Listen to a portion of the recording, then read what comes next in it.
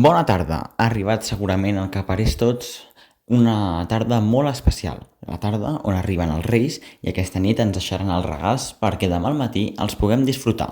Però abans, Joana, explica'ns les novetats d'aquest any de la cavalcada. Aquest any tornem a recuperar el recorregut inicial degut a que l'any passat es va canviar i els Reis aquest any no pararan a l'Ajuntament. I aquest any també tenim la carrossa del Nadal. Endavant!